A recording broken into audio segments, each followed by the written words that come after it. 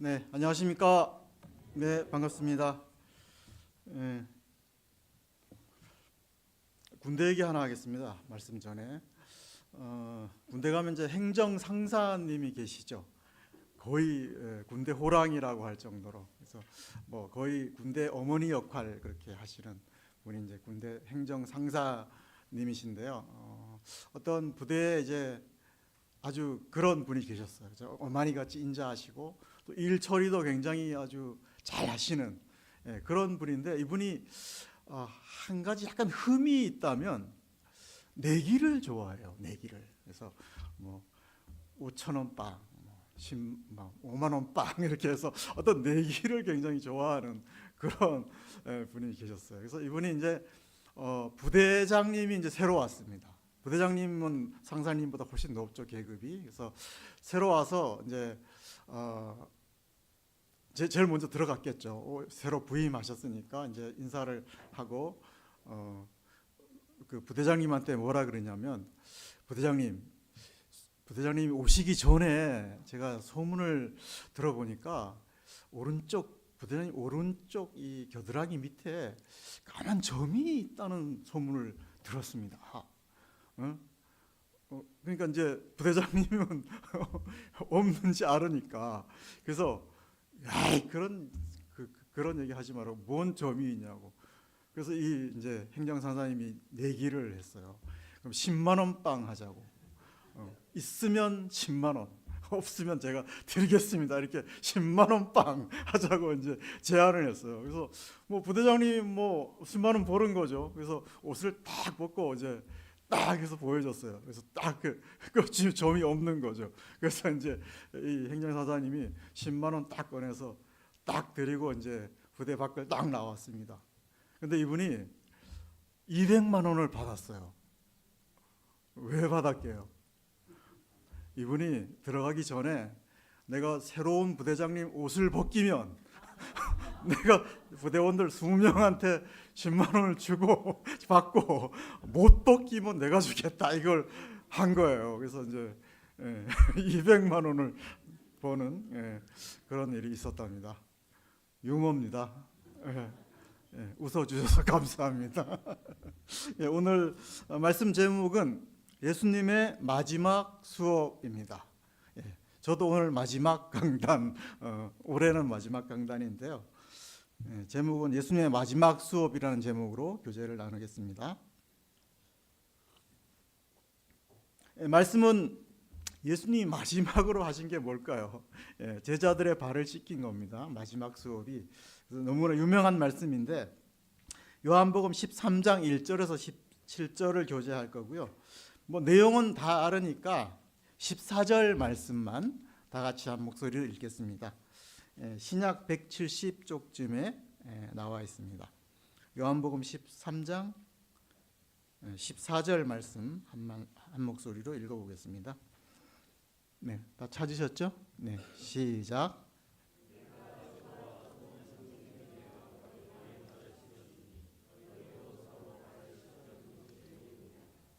예, 타락했다는 것은 비본질적인 게 본질을 삼킬 때 타락했다고 그렇게 얘기를 하죠. 그래서 오늘 본문에 뭐 예를 좀 들면 그 미국의 침례 쪽에 이 세족식을 굉장히 중요시 여기는 그 교회가 있었어요. 그래서 항상 이 세족식을 이제 행사처럼 행하는 그런 실제 교회가 있었습니다. 그래서 이제 이 교회에서 이 세족식이 너무나 중요하니까 싸움이 붙었어요. 오른발을 먼저 씻길 것인가, 왼발을 먼저 씻길 것인가. 왼발이 성경적이다, 오른발이 성경적이다 이렇게 해가지고 성도들끼리 이 싸움이 붙었어요. 그래서 어떤 발이 더 중요한가요? 그렇죠. 관계없죠. 동시에 시켜도 되는데 그래서 너무 첨예하게 대립하다가 오른발파와 왼발파가 있었는데 오른발파가 그럼 우리가 교회를 떠나겠다. 도저히 우리는 왼발 먼저 못 받아들이겠다. 그래가지고 교회를 나가서 따로 차렸어요. 근데 멀리 가서 교회를 차리지 않고 그 본교회 앞에다가 차렸습니다. 그리고 그 교회 이름을 뭐라고 짓는지 아세요? 오른발 교회라고 right foot 뭐 철치 이렇게 저 실제 있다고 한번 찾아보십시오. 이게 이제 굉장히 비본질이 본질을 삼킨 그런 참 예라고 이제 할 수가 있는 거죠. 그 2016년에 현대 소나타가 나왔을 때 그 선전이 있습니다. 자동차의 본질을 네 가지로 얘기를 했습니다. Run, Turn, Stop, Protect 이렇게 네 개. 자동차의 본질은 run, 달리고, turn, 방향 전환하고, 멈출 때 멈추고, 그 다음에 그 운전자를 보호하는 게 이 자동차의 본질인 거죠. 썬팅이 중요하다. 색깔이 중요하다. 이건 자동차의 본질이 아닌 거죠. 음식의 본질은 뭐죠? 맛이죠, 맛. 장식이 아니죠. 음식의 본질은 그렇고 학교의 본질은 뭐죠? 학생이죠. 그러면 교회의 본질은 뭡니까? 화려한 예배당입니까? 아니죠. 교인, 성도가 본질이죠. 인간의 본질은 하나님과의 우리와의 관계가 본질인 것입니다. 그래서 성경에 기록된 모든 말씀은 예수님이 어떤 본질적인 우리 삶의 정말 본질적인 얘기를 하시는 거죠. 그래서 성경에 기록된 모든 말씀은 우리에게 어떤 의미가 있냐? 그거는 요한복음 10장 10절에 나옵니다. 거기에 보면 내가 온 것은 양으로 생명을 얻게 하고 더 풍성하게 얻게 하려는 것이니라. 성경 말씀이 생명을 죽이고 우리를 올가매고 마음을 어렵게 만들면 안 된다는 것을 이제 말씀을 하고 있습니다. 오늘 제목이 이제 예수님의 마지막 수업인데요.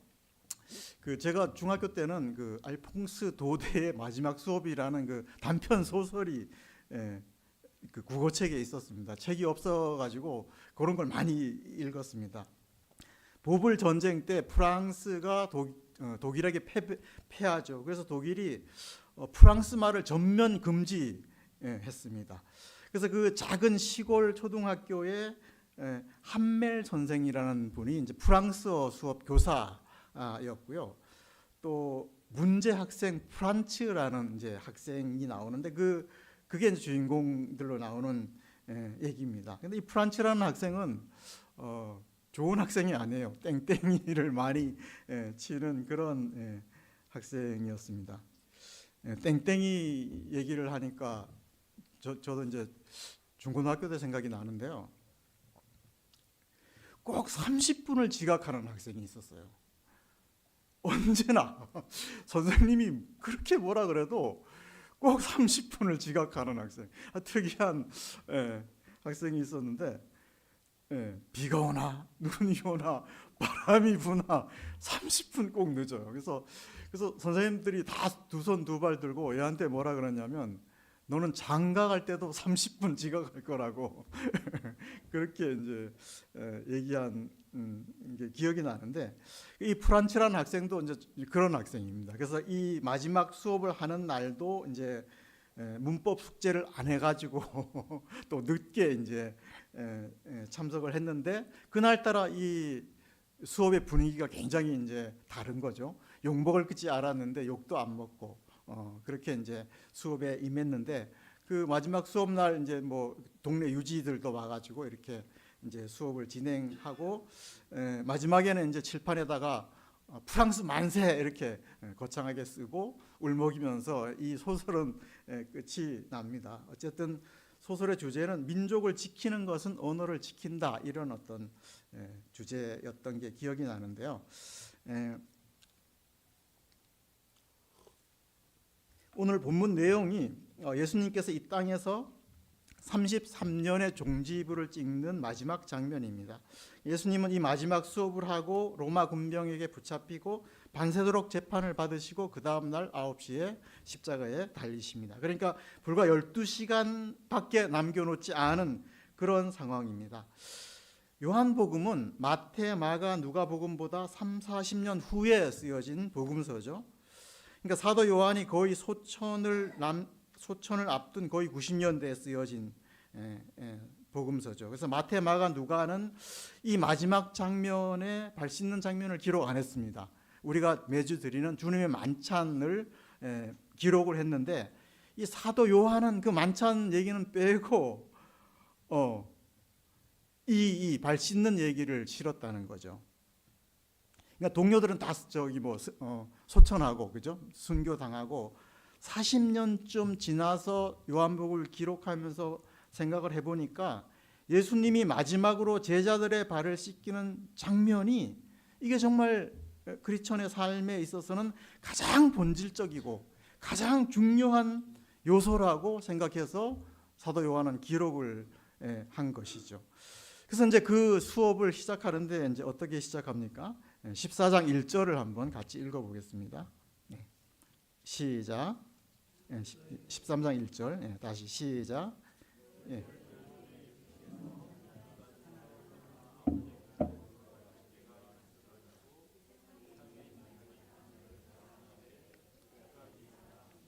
네, 감사합니다.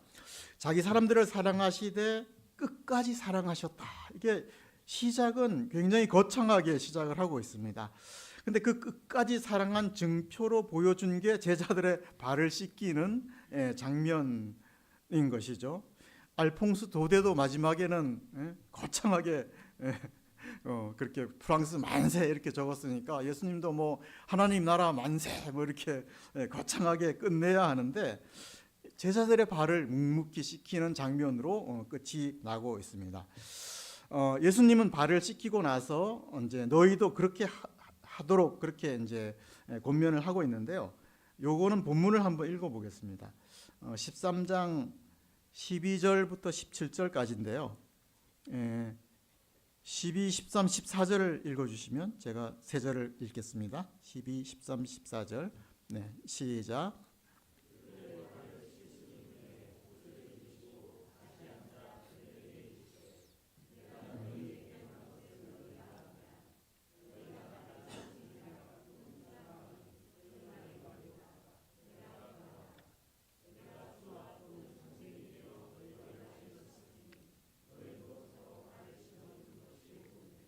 내가 너에게 행한 것 같이 너희도 행하게 하려 하여 본을 보였노라. 내가 진실로 진실로 너에게 이르노니 종이 주인보다 크지 못하고 보냄을 받은 자가 보낸 자보다 크지 못하나니 너희가 이것을 행하고 알고 행하면 복이 있으리라. 이렇게 말씀하고 있습니다. 그러니까 하여간 본문은 제자들도 그렇게 행하라고 그렇게 말씀을 하고 있고, 이런 삶이 17절에는 복받는 삶이라고 그렇게 얘기하고 있습니다.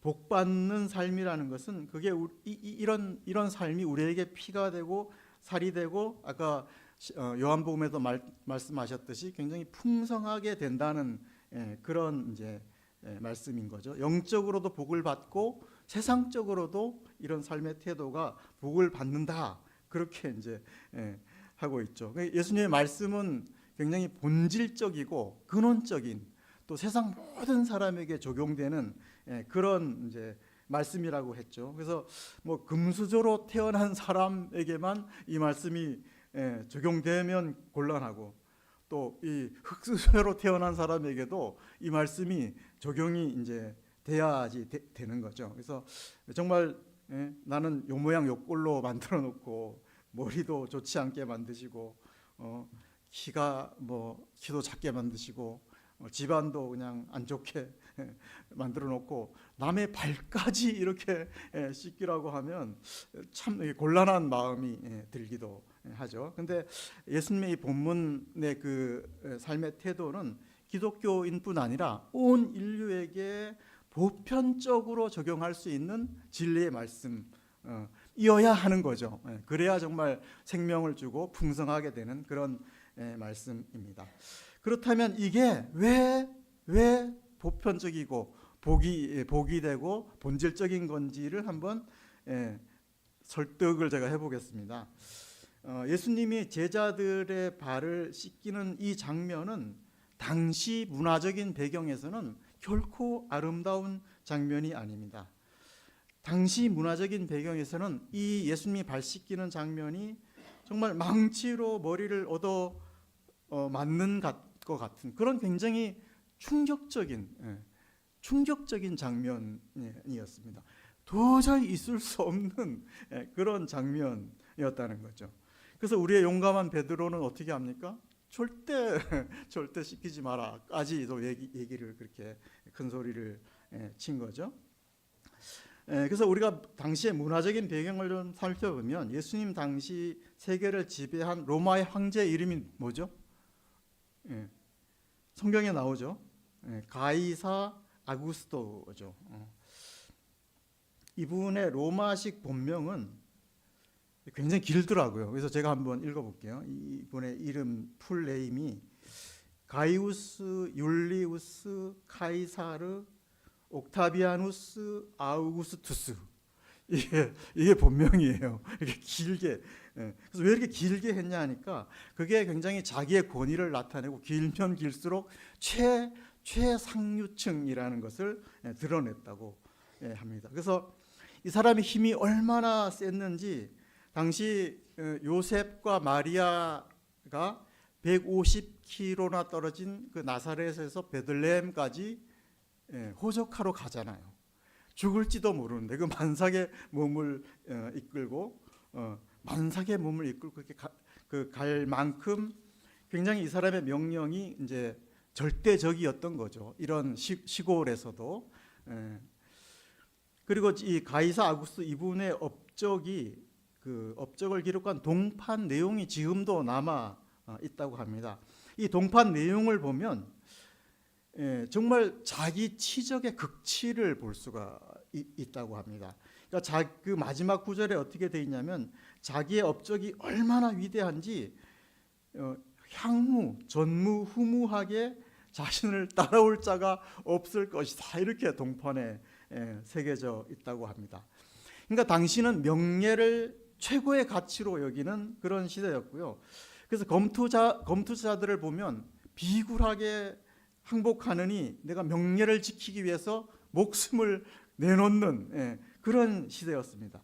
그러니까 당신은 명예가 가족의 사회적 지위를 결정하는 그런 시대였습니다.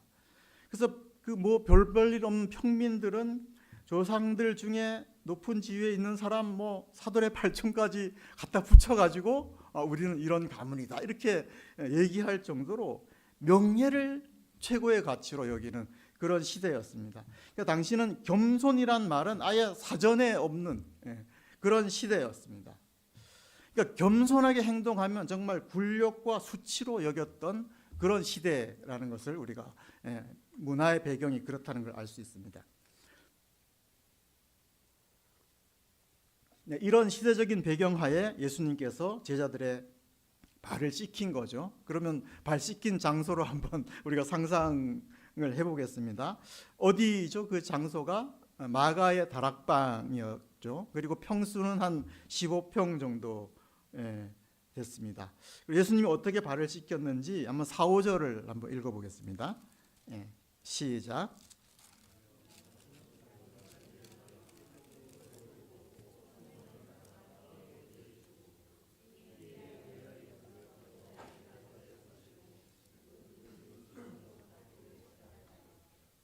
네, 감사합니다. 일어나서 겉옷을 벗었죠. 겉옷은 발을 씻기는데 걸리적거리니까 벗었고요. 그다음에 수건을 허리에 두르셨죠. 어깨에 걸치면 편하잖아요. 이렇게 딱 이렇게 허리에다 묶었어요, 그죠? 걸치면 편하잖아요. 안 편해요? 편하죠. 근데 왜 허리에 묶었죠? 그렇죠. 의문 안 가져보셨어요? 그래서 그거 찾아보니까 허리에 두르는 것은 노예 중에서도 가장 천한 노예가의 그 표시랍니다. 허리에 이렇게 둘렀던 게. 그래서 우리 뭐 저번에 뭐 둘로스 그 노예도 이렇게 단계가 있었다고 그렇게 얘기를 하잖아요.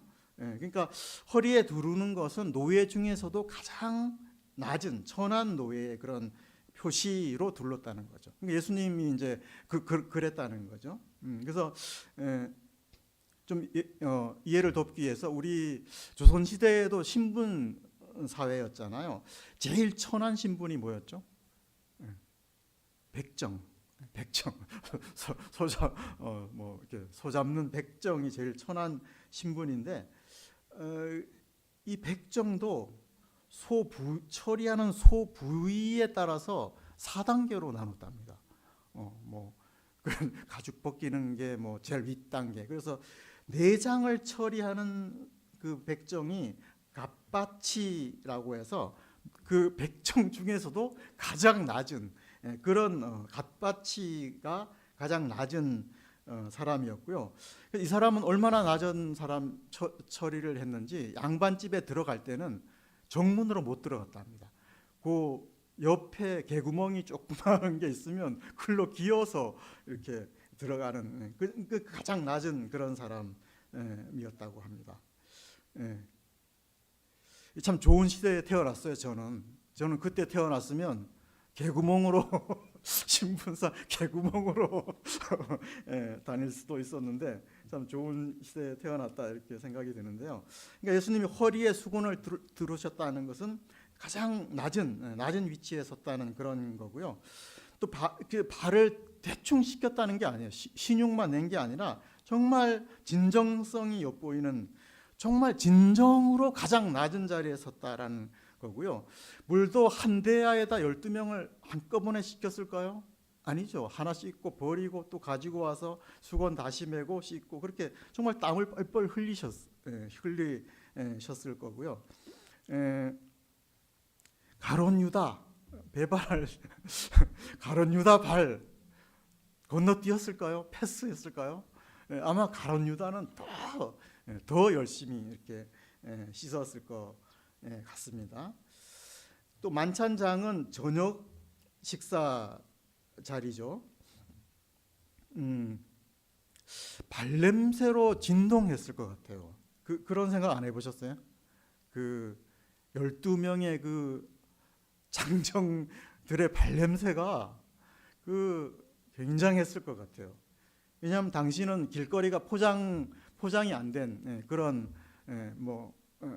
곳이었고, 그러니까 먼지가 남학신 신었으니까 먼지가 항상 이렇게 발에 묻었을 것이고, 또 당시는 길거리에 당나귀나 가축들이 이렇게 다니니까 똥을 이렇게 아무데나 막 놔가지고 그 땅이 이제 그런 분뇨 냄새로 굉장히 진동했다 그래요. 그러니까 당시 이제 문화가 그러니까 들어오면 항상 발을 씻어야 되는 거예요. 근데 그 발 씻기는 것은 노예만 씻길 수 있었다고 합니다. 그러니까 굳이 노예가 없으면 본인이 발을 씻었어야 했어요. 왜냐하면 냄새 나니까. 근데 이제 제자들은 서로 팔짱을 끼고 아무도 씻기지 않고 그렇게 앉아 있었던 거죠. 그래서 이해를 돕기 위해서 그 냄새 단위가 오유로 표현합니다. 오유. 그러니까 1오유는 가로 세로 높이 1m 부피 안에 들어가 있는 냄새의 정도를 나타냅니다. 오유. 그래서 100오유가 제일 큰 냄새인데 공장의 옥폐수나 독가스 수준이 100오유라고 이렇게 합니다. 가축의 분뇨 냄새는 50오유 정도 된다고 합니다. 그러니까 아마도 제자들의 발냄새는 가축의 분뇨에다 자기 발냄새까지 합치니까 한 70, 65유 정도는 됐을 것 같아요. 그러니까 정말 만찬 석상은 기절하기 직전에 그런 냄새가 났을 것 같습니다. 그러니까 제자들은 누가 크냐 거기에 아주 첨예한 대립되는 마음 때문에 정말 기절할 수준의 발냄새도 아랑곳하지 않고 팔짱을 끼고 앉아 있었던 것이죠.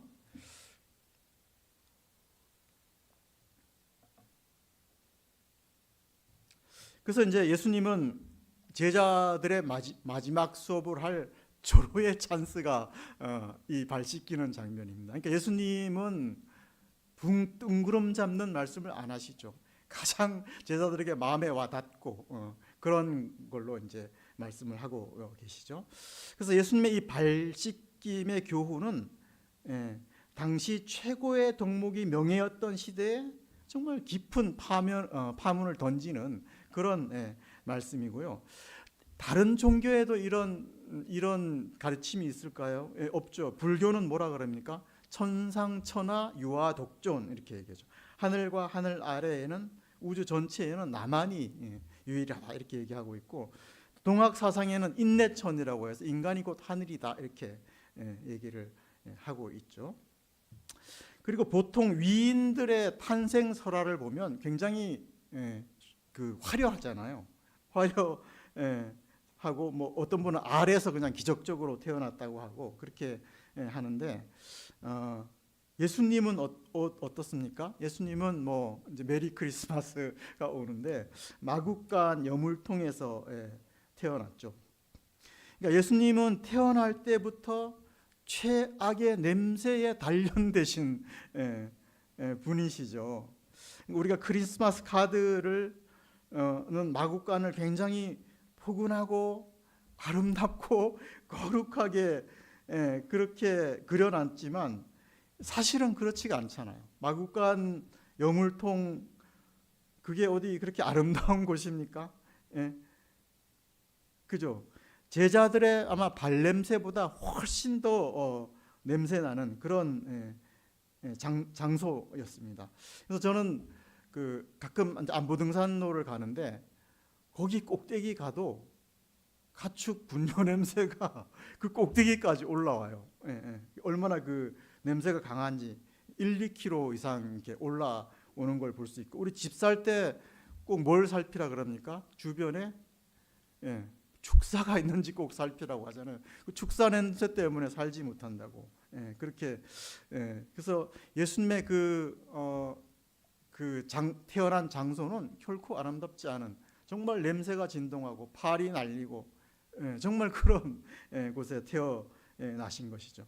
근데 이런 마구간을 정말 아름답게 표현하고 또 예수님의 그 그림을 슈퍼스타처럼 멋있게 표현하고, 또 마리아의 모습을 어떻게 표현합니까? 뒤에 후광이 나게 그렇게 표현하잖아요. 이거는 다 종교적인 어떤 과장인 거죠. 왜 이렇게 표현합니까? 추앙하도록 만드는 거예요. 그러니까 담는 신앙이 아니라 그분을 높여서 그분께 정성을 다해서 뭔가 받아내고자 하는 그런 기복적인 어떤 신앙에서 그 표현이죠. 그런 표현 자체가 굉장히 타락했다고 저는 보여요. 현실을 외면한 그런 게 아닌가 그렇게. 그래서 정말 마리아는 몰골이 말이 아니었을 거예요. 그 150km를 와서 예수님을 안고 있는 그 모습이 정말 말이 아닌 그런 게 되는 거죠. 그리고 예수님 12제자들하고 같이 앉아 있으면 예수님이 말씀을 안 하시면 누가 예수님인지 알았을까요? 몰랐습니다. 누가 몰라요. 예수님이 더 초라해 보이셨을 거예요. 그런 분을 그냥 후광을 그려서 추앙하게 만든다는 것 자체는 좀 문제가 있죠. 기복적인 그런 어떤 신앙에서 나오지 않았는가. 그래서 성경에는 지성이면 감천이다 이런 게 없죠. 또 길거리에서 피켓과 마이크를 들고 예수 천당 불신 지옥 고래고래 외치는 게 전도입니까? 전도 아니죠. 나의 직장에서, 나의 일터에서 예수님의 말씀으로 예수님을 담는 자세로 살아내는 게 이게 정말 참된 신앙이고 전도가 아니겠습니까? 그래서 우리의 신앙은 현실에 뿌리 내린 신앙이어야 하는 거죠. 그러니까 현실의 삶, 생존보다 더 거룩한 것은 없다고 할 수가 있습니다. 그래서 우리가 크리스마스가 다가오는데요, 메시아의 표적에는 후광이 조금도 없습니다. 그러면 어디에 있습니까? 누가복음 2장 12절을 한번 찾아서 한번 읽어보겠습니다.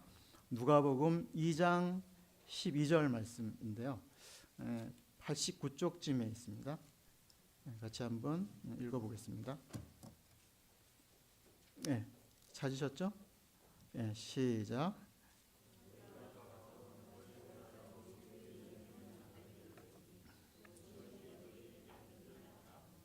예.